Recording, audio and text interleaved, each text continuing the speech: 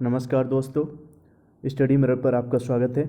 इससे पहले हमने जो वीडियो कवर किया था उसमें जियोग्राफी के 50 वन लाइनर क्वेश्चन कवर किए थे और उसी के आगे हम ये दूसरा वीडियो लेकर आए हैं और ये सारे क्वेश्चन हम एमसीक्यू में कवर कर चुके हैं और ये सीरीज भी चलती रहेगी एमसीक्यू के साथ, क्योंकि आपका रिवाइज भी होता रहेगा। तो चलते हैं पहली स्लाइड की तरफ।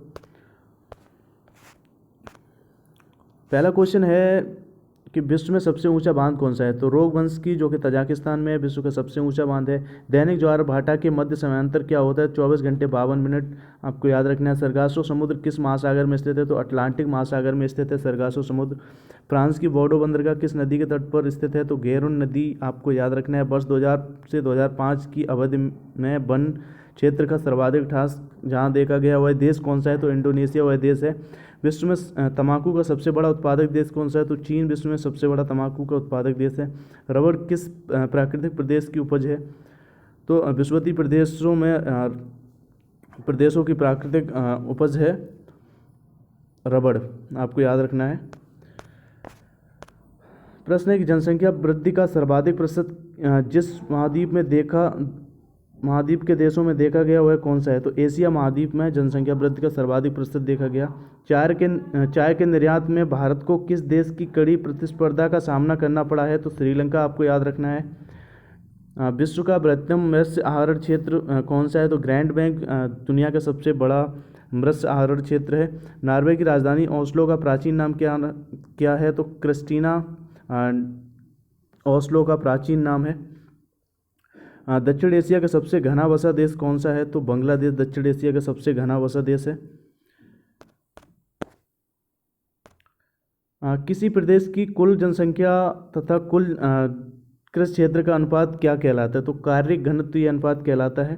सघन खेती के लिए खेतीहर क्षेत्र किस तरह का होना चाहिए? तो सिंचित होना चाहिए, वो क्षेत्र सिंचित होना चाहिए सघन खेती के लिए। पश्चिमी गोलार्ध में स्थित जनसंख्या की दृष्टि से सबसे बड़ा देश कौन सा है? तो संयुक्त राज्य अमेरिका है। अफ्रीका महाद्वीप में सर्वाधिक जनसंख्या वाला देश कौन सा है? तो नाइजीरिया है। भारत एवं चीन वर्तमान में जनांगीकी संक्रमण की किस अवस्था से गुजर रहे हैं? तो तृतीय अवस्था से गुजर रहे हैं। जायरे का आधुनिक नाम पूछा है तो कांगो गणराज्य जायरे का आधुनिक नाम है। ये सारे क्वेश्चन हम कवर कर चुके हैं एमसीक्यू में और ये वन लाइनर के रूप में लेकर आए हैं ताकि आपका रिवाइज हो जाए। नेक्स्ट स्लाइड में जो प्रश्न है, पहला प्रश्न है उष्ण मानसूनी प्रदेश का सर्वाधिक विस्तार कहाँ पर है? तो एशिया में। तटीय प्रवाल वित्त एवं स्थल खंड के बीच विकसित होने वाले लैगून को क्या कहा जाता है? तो बोल्ट चैनल कहा जाता है। इजमिर की घाटी जो अफीम की कृषि के लिए प्रसिद्ध है किस देश में स्थित है? तो टर्की में है इजमिर की घाटी। कहाँ पर है? टर्की में है। मानसूनी प्रदेश को क्या कहा जाता है? तो वृद्धिशील प्रदेश कहा जाता है।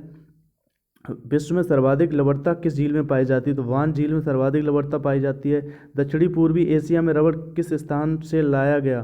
तो अमेजन बेसन से रबड़ दक्षिण पूर्वी एशिया में लाया गया।